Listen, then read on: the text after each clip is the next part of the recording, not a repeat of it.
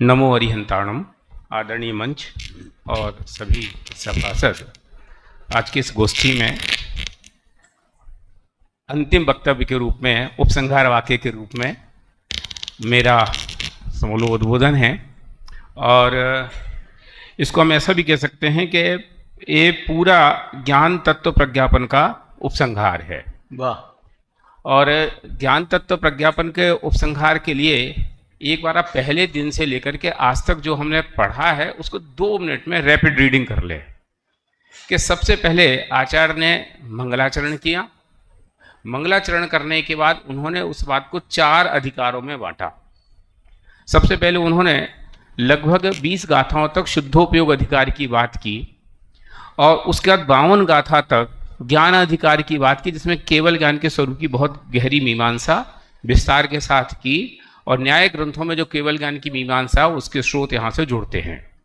इसके बाद जो शुभ परिणाम अधिकार है, और शुभ परिणाम अधिकार का जो सेंटर आइडिया है वो ये है कि शुभ परिणाम संसार का कारण है।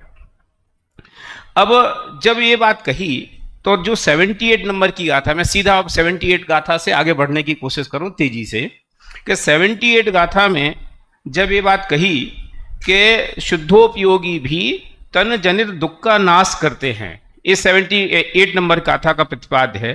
फिर 79 नंबर की गाथा में इस बात को खड़ा किया कि शुभ चारित्र में उद्यत रहें और मोह न छोड़ें तो वे शुद्धात्मा को प्राप्त नहीं होते। एक कहना ये उसके गर्भ कल्याणक है 80वीं गाथा का। 80वीं गाथा की उत्थानिका हम इसको 79 नंबर की गाथा को कह सकते हैं। 80वीं गाथा में फिर मोह क्षय के उपाय के लिए जो चर्चा भी हमारे पूर्व वक्ता कर चुके हैं उनकी बात हुई और 85 नंबर की गाथा तक ये विषय कंटिन्यू चला। अब 86वीं नंबर की गाथा में उपायांतर की चर्चा की गई कि और कोई सब्स्टिट्यूट भी है क्या, कि इसके अलावा और कोई रास्ता भी खुलता है क्या। तो इसका हिंदी अनुवाद लगा दो क्योंकि वो ज्यादा सरल, सबको आराम दे पड़ेगा। कि जब 86वीं गाथा आई तो उपायांतर के रूप में आई, लेकिन मैं सदन में एक बात ये रखना चाहता हूं, ये उपायांतर की बात नहीं है, ये उपाय के उपाय की बात है। कि 80वीं गाथा में जो शुद्धोपयोग को प्राप्त करने के लिए रास्ता बताया, अब उसको हम सीधा कैसे प्राप्त करें, तो उसके लिए कोई ना कोई स्टेप होना चाहिए ना। तो उसका प्राइमरी स्टेप ही ये 86वीं गाथा है, जिस 86वीं गाथा में वो कह रहे हैं कि भैया अगर आपको ऐसा शुद्धोपयोग प्राप्त करना है, ऐसा अनंत भगवान को और द्रव्य गुण पर्याय से जान करके अपनी आत्मा को द्रव्य गुण पर्याय से जान करके मोह का नाश करना है, तो स्वाध्याय करो। और स्वाध्याय नहीं करोगे तो वह आत्मा तुम्हारे पकड़ में नहीं आएगी। मैं उसका जो गाथा है उसको एक बार पढ़ता हूं। आप सबको याद है तत्वार्थ गौ यार में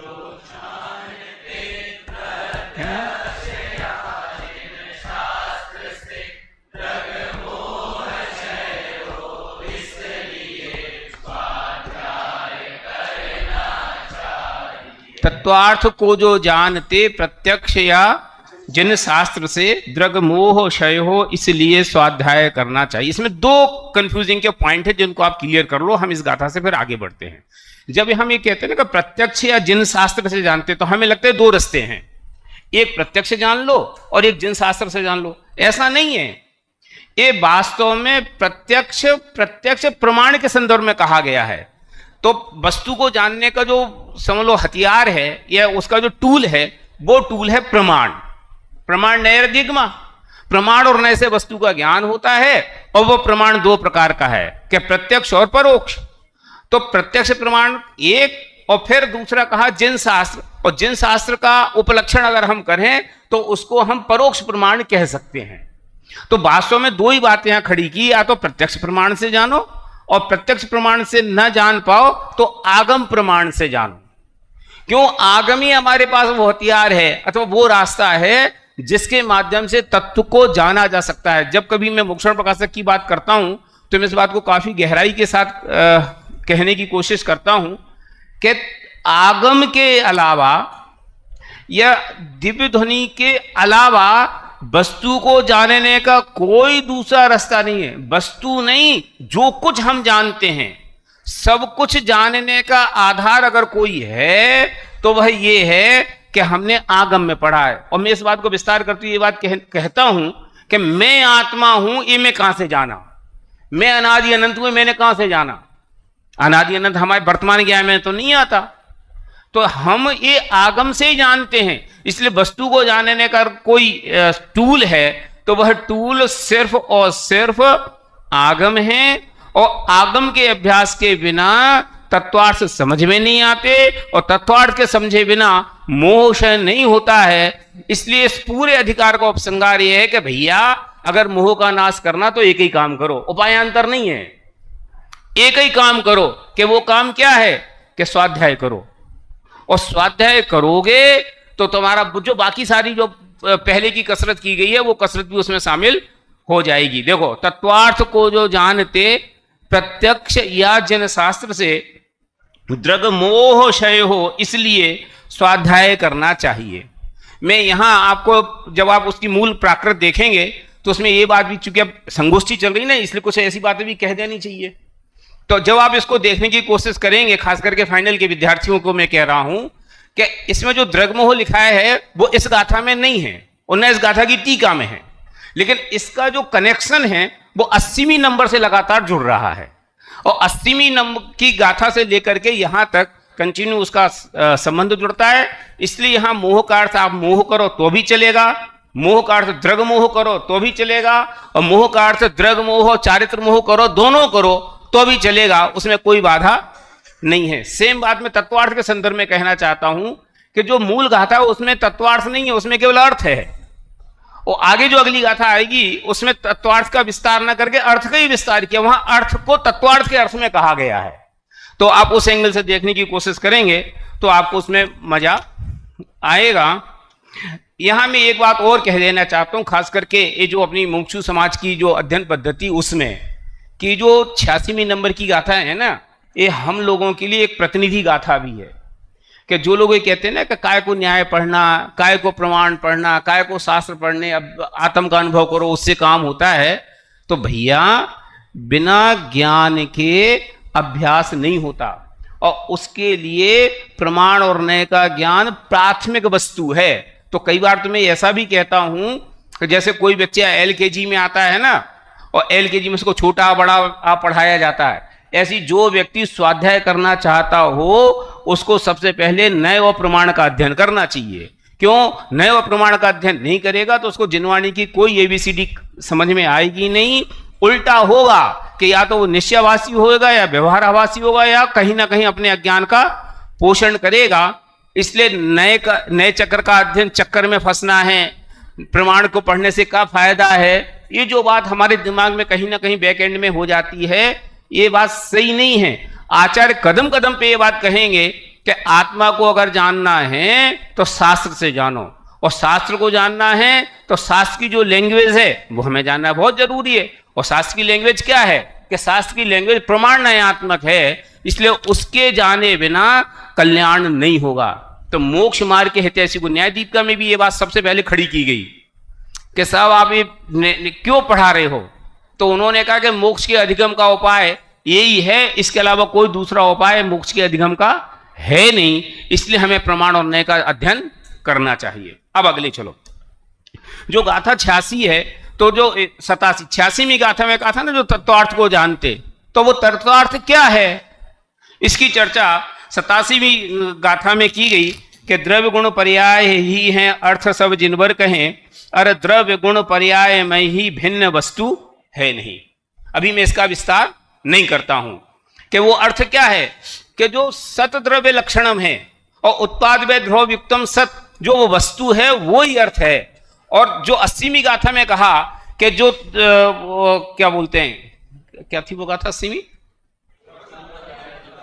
जो द्रव्यत्व गुणत्व पज्जयते में, कि द्रव्य से गुण से और पर्याय से जो जानते हैं वे मोह का नाश करते हैं। वो बात यहां कही कि द्रव्य गुण पर्याय से जाने बिना कोई वस्तु का रास्ता खुलता नहीं है। फिर 88वीं और 79वीं गाथा में समझ लो क्या बोलना चाहिए, इस बात की कंफर्मेशन या इस बात की एक लिखित गारंटी केवली भगवान के थ्रू कुंद कुंद आचार्य के स्टोर से मिल रही है। और कुंद कुंद आचार्य कह रहे हैं कि भैया अगर तुम ऐसा करोगे तो तुम्हारा मोह का नाश नियम से अल्पकाल में होगा, और अगर ऐसा नहीं करोगे तो नहीं होगा। देखो पढ़ो, ये 88 और 79 नंबर की दोनों को गाथा है।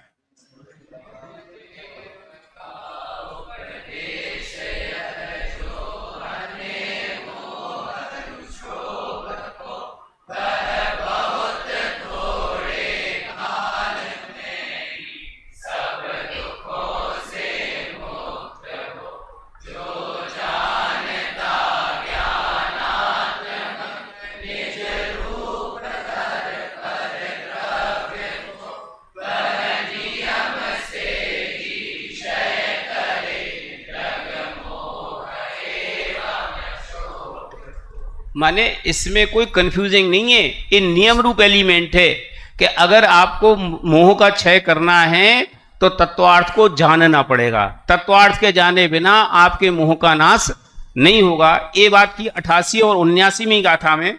इसके बाद 90 भी जो गाथा है वो बात भी इसी की सब्स्टिट्यूट है। एक बार पढ़िएगा।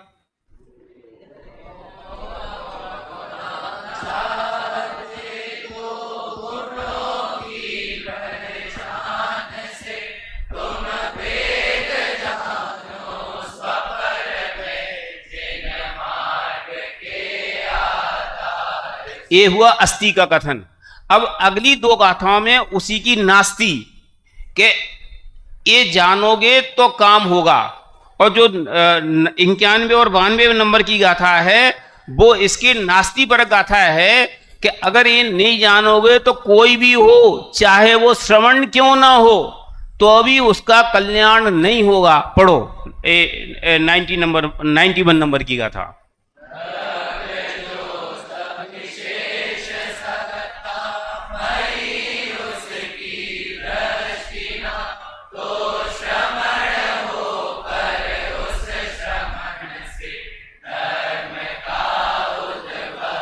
देखो, तो श्रवण हो पर उस श्रवण से धर्म का उद्भव नहीं।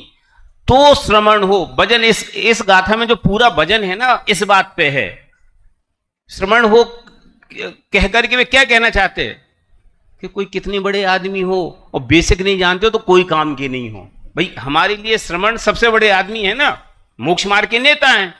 तो श्रवण हो और तत्वार्थ न जानते हो तो फिर क्या कहा कि वे श्रवण भी हो लेकिन वे अगर उसको नहीं जानते हैं तो उनको धर्म का उद्भव नहीं है, वे मोक्ष मार्ग में आगे नहीं बढ़ेंगे। ये कहना चाहते हैं। माने इस श्रवण की निंदा का प्रसंग नहीं है, ये प्रसंग इस बात का है कि श्रवण भी जब तत्वार्थ के ज्ञान के बिना मोक्ष को प्राप्त नहीं करते तो हम और तुम की क्या विसात है। तो हम तुमको भी अगर अपना कल्याण करना है तो तत्वार्थ को जानना ही उपाय है। तत्वार्थ के जाने बिना कोई दूसरा उपाय नहीं है। अब इसकी जो उपसंहार में नंबर की गाथा है 92 नंबर की, एक बार पढ़ो।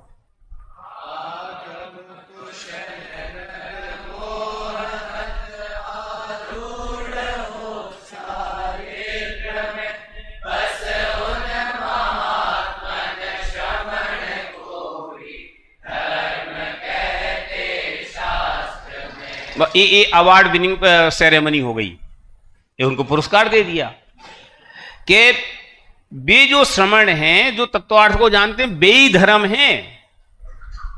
माने धर्म इसके अलावा और कहीं है ही नहीं, यह कहकर के इस पूरे अध्याय का समापन किया। अब दो गाथाएं और रही, जो गाथाएं समझ लो अमृतचंद्र आचार्य की टीका में नहीं है लेकिन जयसेन आचार्य की टीका में है। मैं चाहता हूं उन गाथाओं को भी पढ़ें। एक बार पढ़ो।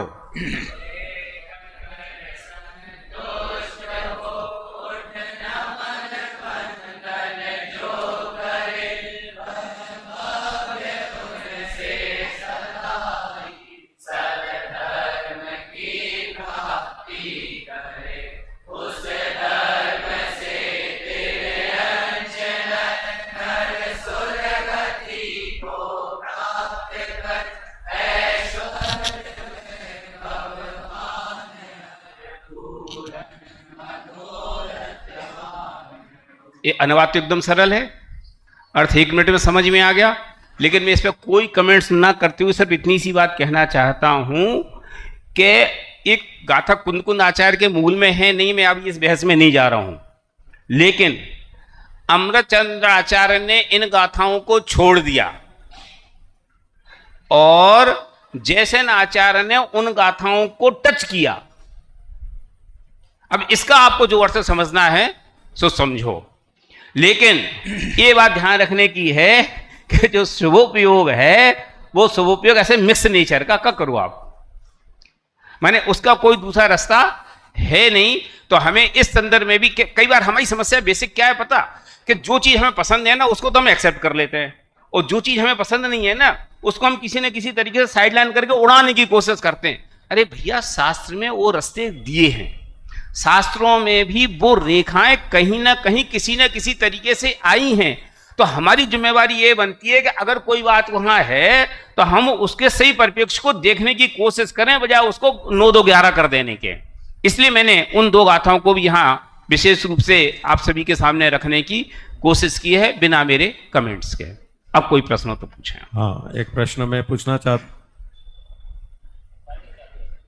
आ रही आवाज? आ रही? बंद कर दिया आपने। सम्यक दर्शन के लिए 5 लब्धियों के स्वरूप में देशना लब्धि जिन गुरु उपदेश से या अरंतों के उपदेश से कहा है, तो शास्त्र को हम उसमें किस प्रकार से घटित करें कि भाई उपदेश सुनना शब्द से लेते हैं, उपदेश जीवंत सुनना आदि कहा जाता है। तो इसमें 86वीं गाथा के आधार से आगम से सम्यक दर्शन होता है, अर्थात गुरु सामने नहीं हो तो भी। सम्यक दर्शन 2 प्रकार का, निसर्गज और अधिगमज। और जो निसर्गज है वो भी अधिगमज ही है, माने परमानेंट निसर्गज तो कोई है ही नहीं, है तो अधिगमज ही। बस इतनी सी बात है कि वर्तमान में कोई निमित्त दिख रहा है कि नहीं दिख रहा है, तो वो जो अधिगमज होगा वो कैसे होगा कि कहीं ना कहीं उनका सुनना निमित्त पड़ेगा। अब वो सुनना निमित्त पड़ेगा, इसके विस्तार में अगर आप जाना चाहो तो आप उसको लाइव सुनना भी कह सकते हो और कदाचित शास्त्र से जानना भी कह सकते हो। तो जब आप निसर्गज की बात करोगे तो जो दूसरी वाली बात आपने कही उस समय लागू पड़ेगी, और नहीं तो वो पहली वाली बात लागू पड़ेगी। सब एक प्रश्न है ऐसा। और एक उपाय अंतर फिर गुरु की देशना का।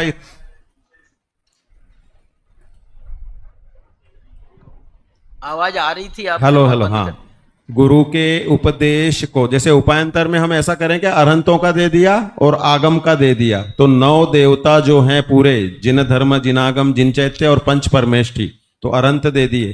तो उपायांतर में हम ये बाकी के 7 मतलब अपने आगम सम्मत देवता को ले लें, और इसके सिवाय फिर जिनेन्द्र महिमा दर्शन, पंच कल्याणक दर्शन और देव रिद्धि दर्शन, वेदनानुभव, जाति स्मरण, ये भी उपायांतर ही है ना द्रग्मह क्षय करने के। ऐसे तो आप जितनी लंबी लिस्ट बनाओगे ना वो सब ऐड होती जाएगी, तो कोई मनाई तो है नहीं। हाँ, मतलब लेकिन एक होता है ना, एक मुख्य निमित्त, एक गौण निमित्त।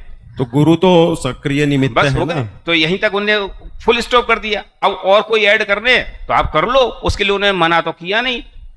ठीक है। नहीं, आप सम्यक दर्शन में जा रहे हो, अधिगमज निसर्गज में। प्रश्न यहाँ पर तो ये था कि द्रव्य गुण पर्याय को जानना है, वो अरहंत को द्रव्य गुण पर्याय को देख करके जानो या शास्त्र से द्रव्य गुण पर्याय के स्वरूप को जानो। आप बाकी के जो निमित्त हैं उनको गौण करिए, और आप जो निसर्गज सम्यक दर्शन में आप अधिगमज कह ही रहे हो उसको, तो मुख्य रूप से जो देशना है वो देशना इसके लिए है, द्रव्य गुण पर्याय को जानने के लिए। उसके बिना सम्यक दर्शन का कोई उपायांतर नहीं है। और द्रव्य गुण पर्याय को जानना इसलिए क्योंकि वो मोह क्षय का उपाय है। हाँ, उसके बिना होता नहीं, डायरेक्ट उपाय है वो। हाँ, तो उसके लिए जो निमित्त अरहंत और आगम इसमें उल्लेखित किए, तो वो उपायांतर में बाकी के भी गर्भित हो जाएंगे। फिर कोई बाधा नहीं है, फिर आप वहीं आ गए। कोई द्रव्य गुण पर्याय के लिए निषेध नहीं है, निषेध नहीं है। कहाँ से प्रयत्न पूर्वक तो कहाँ जाएंगे उनके? चलो बढ़िया। वैसे भी 86 नंबर की जो गाथा है, इसका जब अपन अर्थ करते हैं प्रत्यक्ष से अथवा जिन शास्त्र से, पर यदि गाथा के मूल शब्दों से भी अगर चलते हैं तो एक और पॉसिबिलिटी आती है कि पहले जिन शास्त्र का अध्ययन हो और बाद में आपका प्रत्यक्ष आदि जो लिखा है, प्रत्यक्ष आदि से आपको जो भी ज्ञान हो। देखो, ये तो विस्तार की बात है, आप उसमें जो भी विस्तार लगाना चाहो लगा लो। नहीं, दोनों अर्थ विपरीत हो जाएंगे। लेकिन ये बात टीका में नहीं है, तो जब जो बात वहां ध्वनित ही नहीं है, क्या बात उसको हमें क्यों खींचना है जो तुमने अभी कही? नहीं है ना, टीका भी यही कह रही कि पहले आपको शास्त्र ज्ञान हो और बाद में प्रत्यक्ष आदि ज्ञान हो। असल में जो अनुवाद हुआ है ना, उसमें ये अनुवाद हो गया कि देखो आप प्रत्यक्ष से या शास्त्र से। हाँ। ये अनुवाद, मूल गाथा ये नहीं कह रही। मूल गाथा कह रही है जिन शास्त्र को पढ़कर और उसके बाद में प्रत्यक्षादि प्रमाण का प्रयोग करना। आप यहाँ प्रत्यक्षादि भी सुनो, हाँ, तो भी माने तृतीया का प्रयोग। हाँ। तो प्रत्यक्ष माने शास्त्र को सुनकर फिर प्रत्यक्षादि प्रमाण से आप द्रव्य गुण पर्याय को जानो। तो ये जो है प्रत्यक्षादि प्रमाण यहाँ पर जो लिया है, ये कौन सा प्रत्यक्ष प्रमाण है? वो ये केवल ज्ञान नहीं है। नहीं। ये हम जो है उसको जैसे द्रव्य गुण पर्याय को हमने शास्त्र से पढ़ा, तो हम इसमें द्रव्य गुण पर्याय को लगाएं, ये शास्त्र में लगाएं, किताब में लगाएं, पेन में लगाएं, ऐसा ये प्रत्यक्ष, ये यहाँ पर प्रत्यक्ष साम्यवहारिक प्रत्यक्ष को भी दे सकते हैं। हाँ, तो फिर तो वो परोक्ष ही हुआ ना। आ जाओ भैया।